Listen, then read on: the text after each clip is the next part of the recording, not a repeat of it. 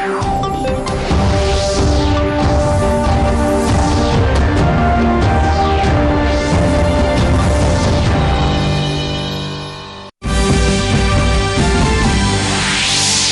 দেশৰ লগতে অসমতো বিভিন্ন কাৰ্যসূচীৰে প্ৰধানমন্ত্ৰী নৰেন্দ্ৰ মোদীৰ ৭০ সংখ্যক জন্মদিবস পালন।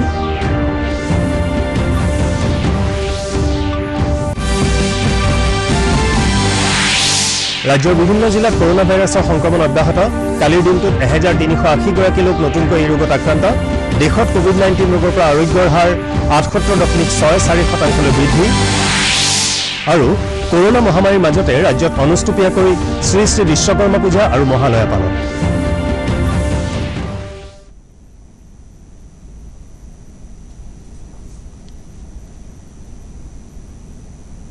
নমস্কাৰ, পুৱাৰ বাতৰিলৈ স্বাগতম। ষ্টুডিঅ'ত মই উৎপল কুমাৰ দাস। এতিয়া বিতং বাতৰি। প্ৰধানমন্ত্ৰী নৰেন্দ্ৰ মোদীৰ ৭০ সংখ্যক জন্মদিবসৰ সৈতে সংগতি ৰাখি সমগ্ৰ দেশতে বিজেপিৰ উদ্যোগত যোৱা 14 ছেপ্টেম্বৰৰ পৰা সেৱা সপ্তাহ পালন কৰা হৈছে। এই উপলক্ষে দেশজুৰি বিভিন্ন জনকল্যাণমূলক কাম কাজৰ আয়োজন কৰা হৈছে। পৰিৱেশ নিকাকৰণ, চেনিটাৰী পেড আৰু হুইল চেয়াৰ বিতৰণ আদিকে ধৰি বিভিন্ন কাৰ্যসূচীত বিজেপিৰ কৰ্মীসকলে অংশগ্ৰহণ কৰিছে। কালি নতুন দিল্লীৰ চান্দনী চৌকত এই উপলক্ষে আয়োজন কৰা কাৰ্যসূচীত দলৰ ৰাষ্ট্ৰীয় সভাপতি জে পি নাড্ডাই অংশগ্ৰহণ কৰি কৰ্মীসকলক উৎসাহিত কৰে। অসমতো এই সেৱা সপ্তাহ উপলক্ষে ৰাজ্যজুৰি দলৰ 28,000 বুথত গছপুলি ৰোপণৰ কাৰ্যসূচী ৰূপায়ণ কৰা হৈছে। গুৱাহাটীত দলৰ সভাপতি ৰঞ্জিত কুমাৰ দাসে এই কাৰ্যসূচী মুকলি কৰে। একেদৰে মহাৰাষ্ট্ৰতো বিস্তৃত কাৰ্যসূচীৰে সেৱা সপ্তাহ পালন কৰা হৈছে।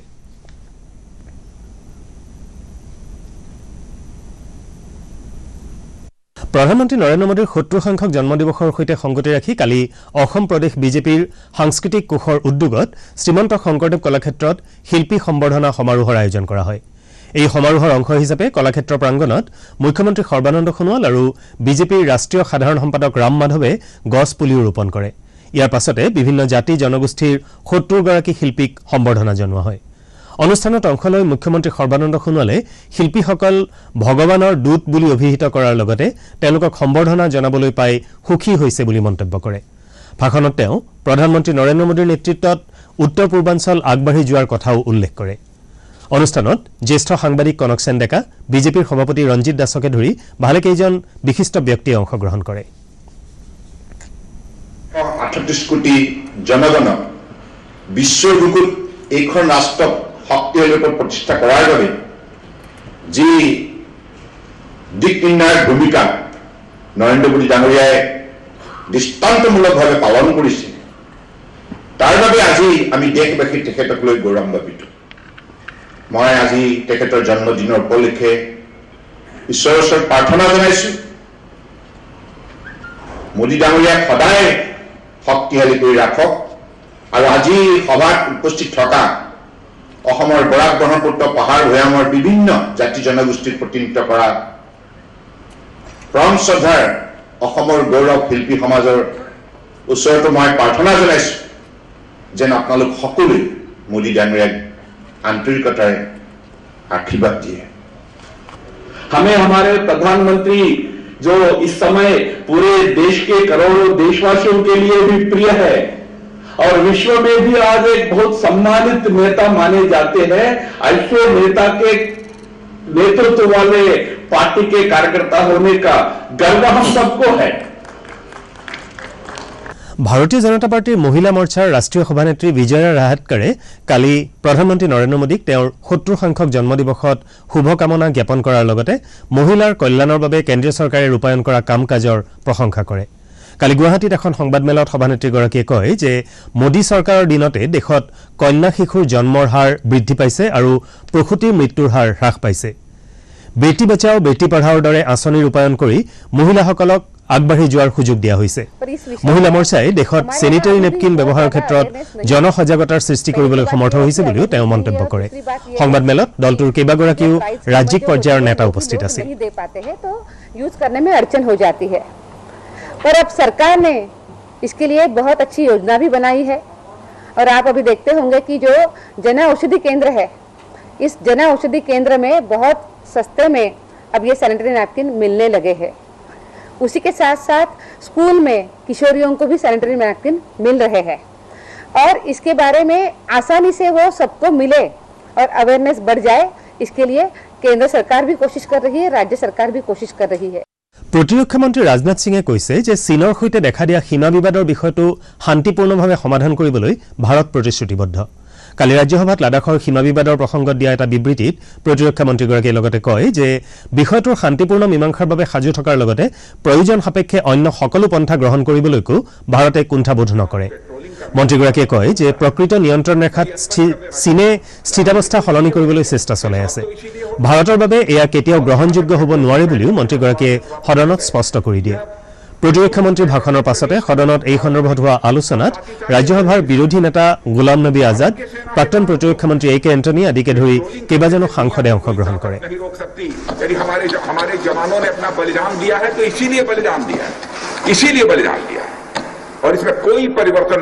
इस पेट्रोलिंग पैटर्न में नहीं होगा।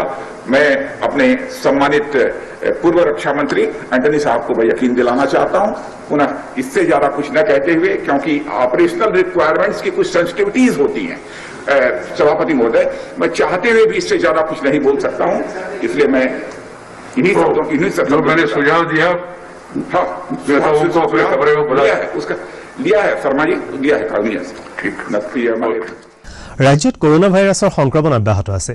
কালিৰ দিনটোত ৰাজ্যখনত 20,557 গৰাকী লোকৰ নমুনা পৰীক্ষা কৰা হয় আৰু ইয়াৰে 1,380 গৰাকী লোকৰ দেহত কোভিড-19ৰ অৱস্থিতি ধৰা পৰে।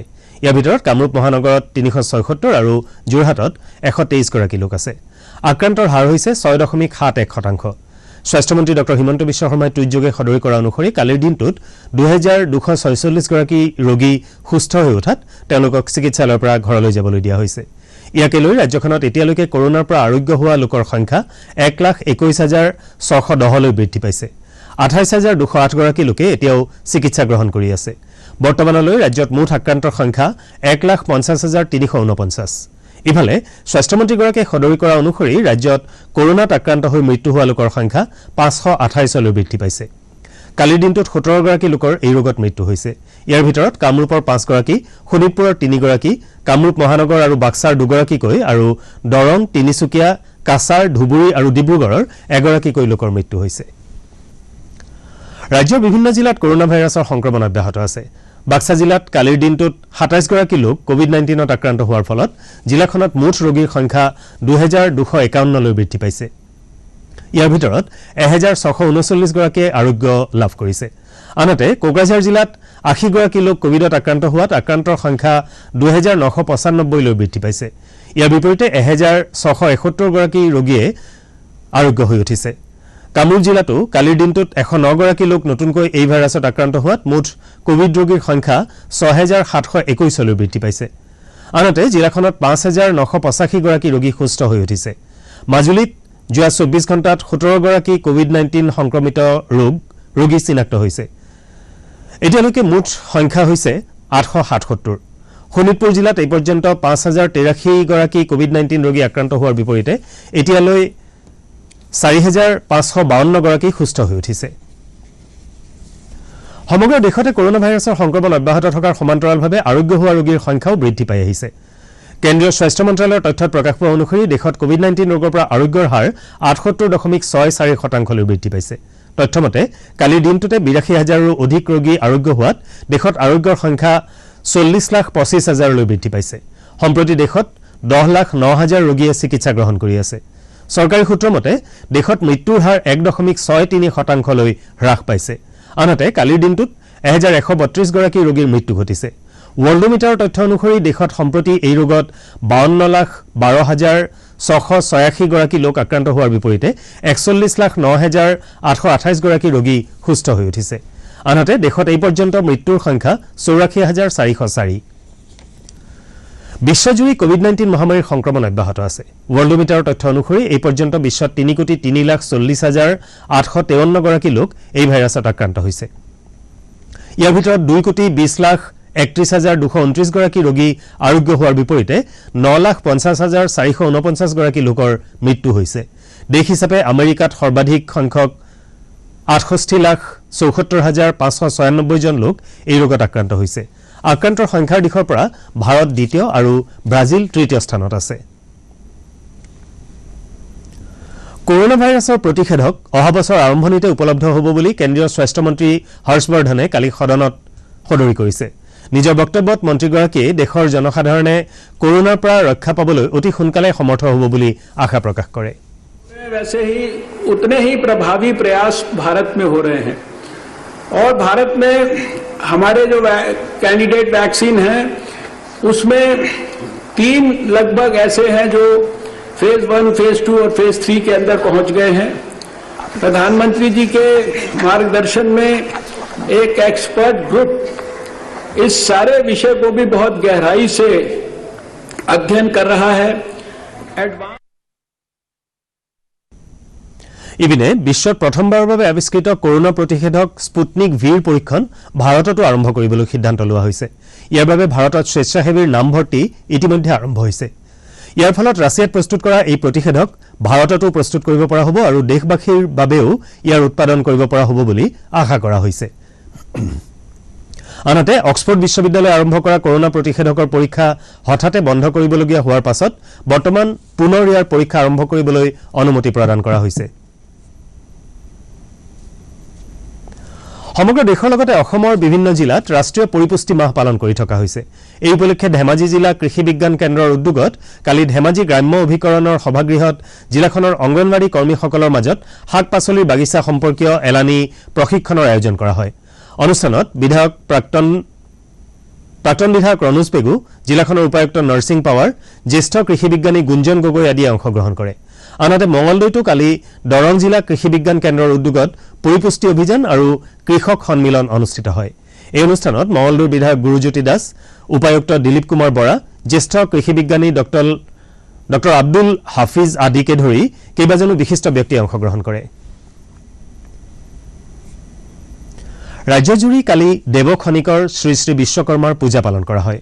অৱশ্যে কোভিড-19 মহামাৰীৰ বাবে এইবাৰ বিশ্বকৰ্মা পূজা উদযাপন অনুষ্টুপীয়া হোৱা পৰিলক্ষিত হয়।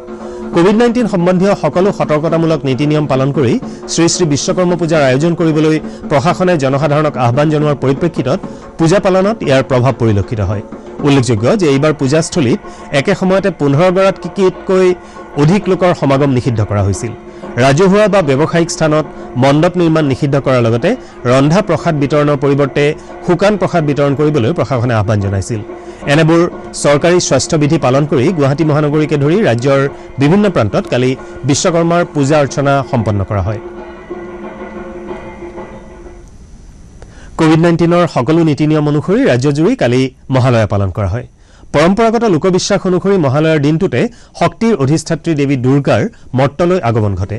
সেই অনুসৰি প্ৰতিবছৰে আনুষ্ঠানিক দুৰ্গা পূজাৰ পূৰ্বে দেৱীৰ আগমনৰ দিনটোত মহালয়া পালন কৰা হয়। অৱশ্যে এইবাৰ আহিন মাহটো মলমাহ হোৱা বাবে দুৰ্গা পূজাৰ দিন পিছুৱাই দিবলগীয়া হৈছে। সেই অনুসৰি কালি মহালয়া হলেও অহা 22 অক্টোবৰৰ পৰাহে দুৰ্গা পূজা আনুষ্ঠানিকভাৱে আৰম্ভ হ'ব। মহালয়া উপলক্ষে কালি কৰিমগঞ্জ চহৰতো ভালেসংখ্যক ভক্তিপ্ৰাণ লোকৰ সমাগম হোৱা দেখা যায়। কুশিয়াৰাকে ধৰি বিভিন্ন নদী আৰু জলাশয়ত ভক্তসকলে পুতস্নান কৰাও পৰিলক্ষিত হয়।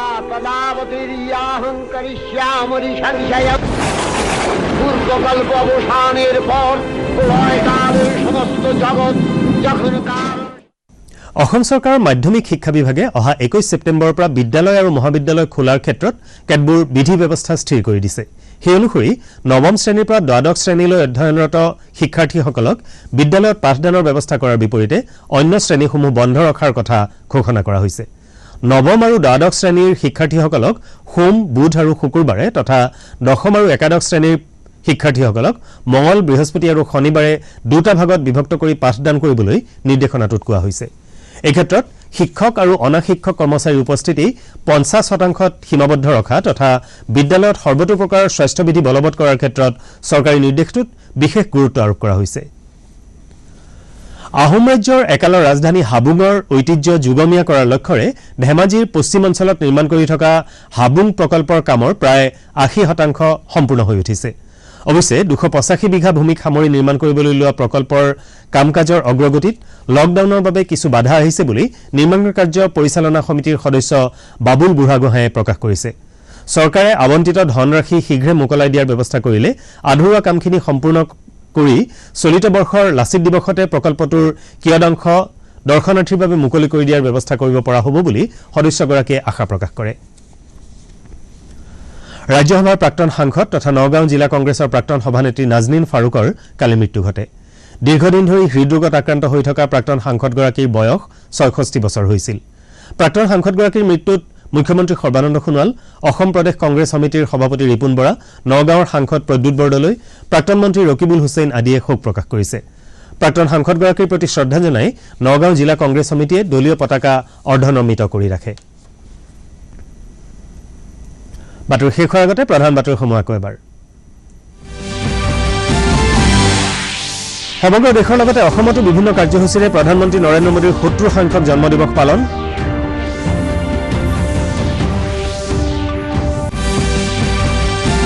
ৰাজ্যৰ বিভিন্ন জিলাত কৰোনা ভাইৰাছৰ সংক্ৰমণ অব্যাহত কালিৰ দিনটোত 1380 গৰাকী লোক নতুনকৈ এই ৰোগত আক্ৰান্ত দেশত কোভিড-19 ৰোগৰ পৰা আৰোগ্যৰ হাৰ 78.64% বৃদ্ধি